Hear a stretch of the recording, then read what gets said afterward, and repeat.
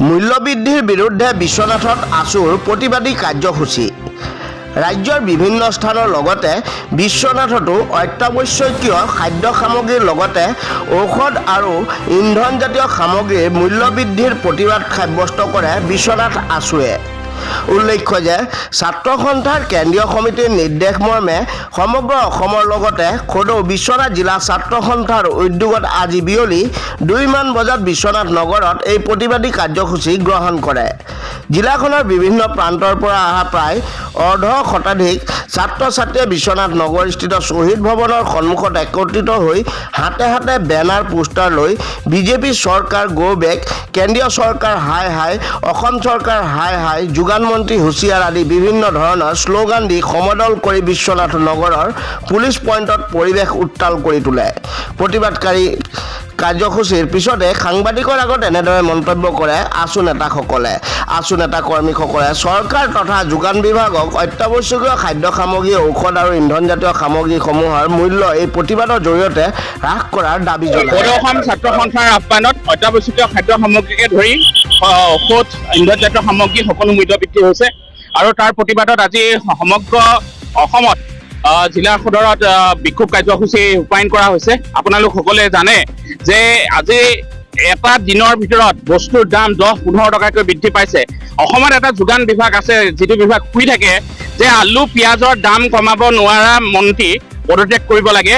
এতিয়া আজি যদি বজাৰলৈ যায় এনেকুৱা গৰম তাতে বজাৰৰ যিটো উত্তাপ দামৰ, গতিকে এই সময়ত চৰকাৰখনে জনসাধাৰণৰ কল্যাণৰ কথা কৈ থাকে, কল্যাণৰ শ্লোগান দিয়ে। অলপ দিনৰ আগতে ইলেকশ্যন হৈ গৈছে, সকলো ৰাইজক সম অধিকাৰে আগবঢ়াই নিয়াৰ কথা কৈছে, ৰাইজক সকলো সা সুবিধা দিয়াৰ কথা কৈছে, কিন্তু বজাৰখনত যিটো দাম বাঢ়িছে এই দামে সৰ্বসাধাৰণ সকলো লোকক চুই গৈছে।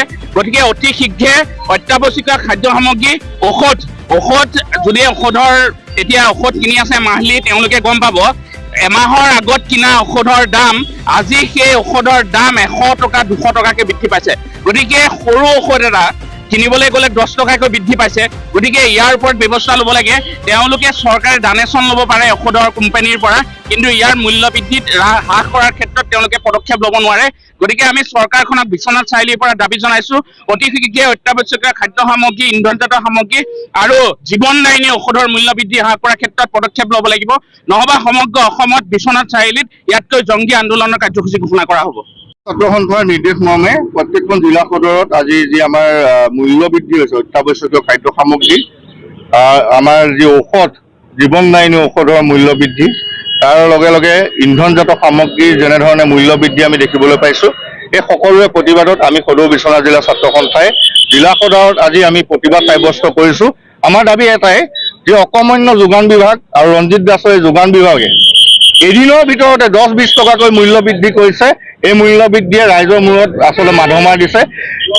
এই যি মূল্য বৃদ্ধি হৈছে অতি সোনকালে হ্ৰাস কৰিব লাগে আৰু ৰাইজক সকাহ প্ৰদান কৰিব লাগে।